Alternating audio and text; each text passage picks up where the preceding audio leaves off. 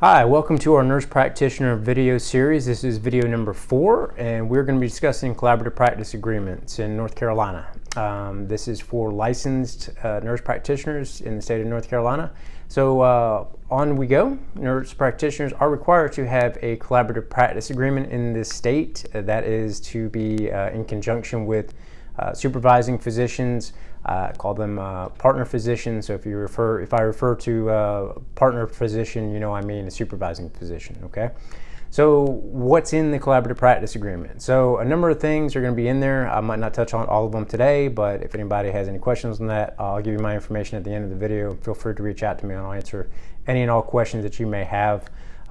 So on the collaborative practice agreement, you're going to need to list on there what educational background you have for treatment, what medical treatment that you're qualified to administer, what tests you're qualified to administer. Are you going to be having any prescribing authority? If so, are you going to be prescribing drugs? Are you going to be prescribing controlled substances in addition to regular medications? Are you going to be prescribing devices? All that needs to be in the collaborative practice agreement. What procedures that you're going to be able and equipped to handle based on your educational background and oversight by your partner physician. You're going to need a predetermined emergency plan. That'll need to be in there as well. I would recommend, and it is recommended in the administrative code and statutes, that there be some sort of plan in there if your supervising partner physician is not available. And that is if they fall sick, they, God forbid, they pass away, something along those lines. There needs to be something in your collaborative practice agreement that lets the governing bodies, the medical board and the nursing board, know this is what we have to cover that.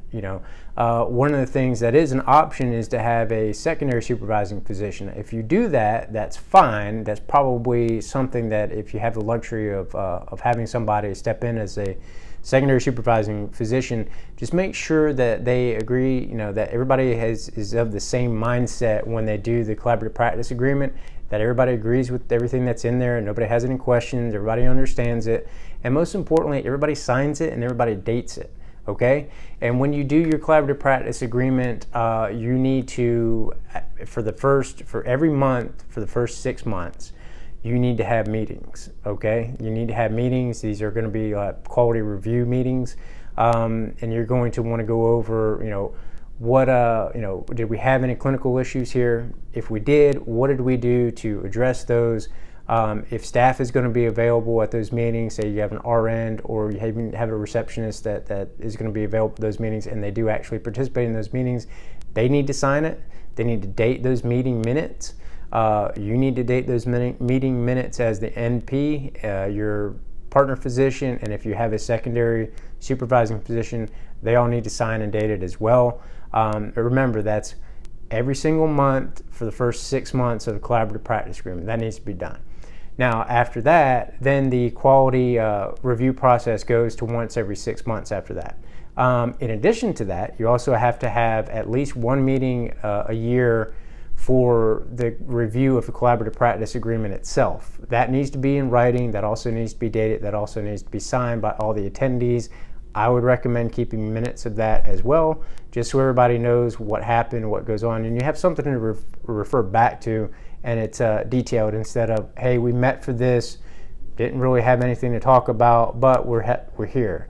I would recommend getting in more detail of, all right, here's some issues that we need to address that other medical care providers have seen these issues pop up. We need to learn from their mistakes. These are the policies and procedures that we're going to implement going forward to keep from us making the same mistake as our peers. And make that as detailed as you can. Make sure, again, that everybody that attends that signs and dates it, names printed on there so it's crystal clear, okay? And that's for the collaborative practice review at least once a year. The quality improvement process, again, is at least once every 6 months. You're going to get into clinical issues that you've seen. You're going to probably get into a lot of continuing medical education that you and or your partner physician have come across over the span of the last 6 months.